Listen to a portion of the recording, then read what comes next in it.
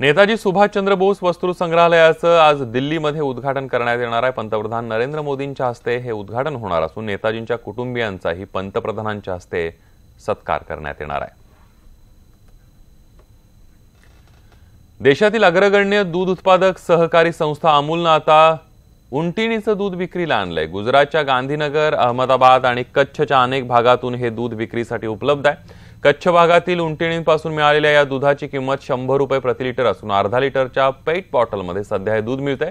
मात्र हे दूध अत्यंत थंड वातावरणात साठवून ठेवावं लागतं, तरच ते 3 दिवसांपर्यंत टिकून राहत आहे। मैदान कोणतेही असो, विकेट कशी घ्यायची हे आम्हाला माहित आहे। माझ्या पहिल्या बॉलवरच विकेट मिळेल। यावर्षी महाराष्ट्र आणि देशातला चषक राष्ट्रवादी काँग्रेसच मिळवणार असा विश्वास विरोधी पक्षनेते धनंजय मुंडे यांनी व्यक्त केलाय। राष्ट्रवादी अध्यक्ष शरद पवारांच्या वाढदिवसानिमित्त नाथ प्रतिष्ठानच्या वतीनं परळी इथं day night tennis ball cricket स्पर्धांच्या उद्घाटन प्रसंगी ते बोलत होते। ज्यावेळेस ग्राउंडवर जाऊन आपण बॉलिंग करतो त्यावेळेस समोरचा बॅट्समन कसा आहे त्याच्यावर त्याची विकेट कशी घ्यायची हे ठरवावं लागतं। हे ग्राउंडचा विषय झाला। आणि राजकीय मैदानावरती कुणाची कशी विकेट घ्यायची, तर राजकीय मैदानावरती येणाऱ्या ज्या काय मॅचेस होतील त्या मॅचेसवर मात्र आम्ही पहिल्या बॉलवर समोरच्या बॅट्समनची विकेट घेऊ हे नक्की। मेळघाटातील मूळ गावांमध्ये परतण्याच्या भूमिकेवर ठाम असलेल्या आदिवासी ग्रामस्थ आणि सुरक्षा दलांमध्ये सशस्त्र संघर्ष झालाय। केलपानी गुल्लार घाट परिसरामध्ये ही घटना घडली आहे। शेकडो ग्रामस्थांनी अचानक चढवलेल्या हल्ल्यामुळे सुरक्षा दलाच्या जवानांनीही त्यांच्यावर प्रतिहल्ला केला। यामध्ये विविध सुरक्षा यंत्रणांचे 20 जवान तर 10 ते 15 आदिवासी जखमी झालेत। आपण बघतोय मेळघाटातील मूळ गावांमध्ये परतण्याच्या भूमिकेवर ठाम असलेल्या आदिवासी ग्रामस्थ आणि सुरक्षा दलांमध्ये सशस्त्र संघर्ष झाला। केलपानी गुल्लार घाट परिसरामध्ये ही घटना घडली। शेकडो ग्रामस्थांनी अचानक चढवलेल्या हल्ल्यामुळे सुरक्षा दलाच्या जवानांनीही त्यांच्यावर प्रतिहल्ला केला आणि यामध्ये विविध सुरक्षा यंत्रणांचे 20 जवान तर 10 ते 15 आदिवासी जखमी झालेले आहेत।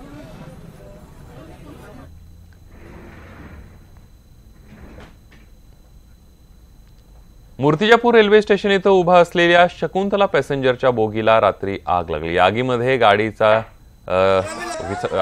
आग विझवण्यामध्ये रात्री उशिरा यश आलं। आग कशामुळे लागली याचं कारण अद्याप समजू शकलेलं नाहीये। हा भडका जर तुम्ही बघितलात या बोगीचा तर आपल्याला लक्षात येईल की आग किती भयंकर होती।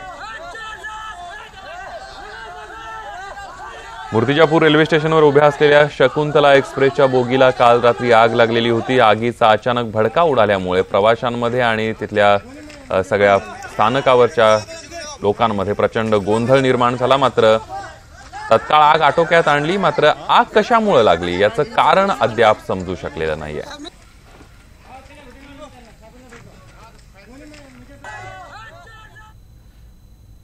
दुष्काळामुळे मराठवाड्यातल्या शेतकऱ्यांना बैलांना जगवणं कठीण बनलंय आणि लाखो रुपये किमतीची बैल काही हजारात विकण्याची वेळ आली आहे।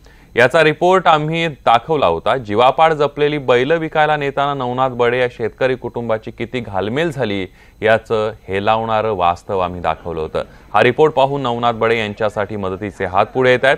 पुण्यातले काँग्रेसचे माजी नगरसेवक शिवा मंत्री आणि त्यांच्या मित्रांनी पुढच्या 6 महिन्यात 90,000 रुपये देण्याचा संकल्प सोडलाय। दर महिन्याला ते 15,000 रुपये देणार आहेत। पैठणचे आमदार संदीपान भुमरे यांनी ही मदतीचं आश्वासन दिलंय।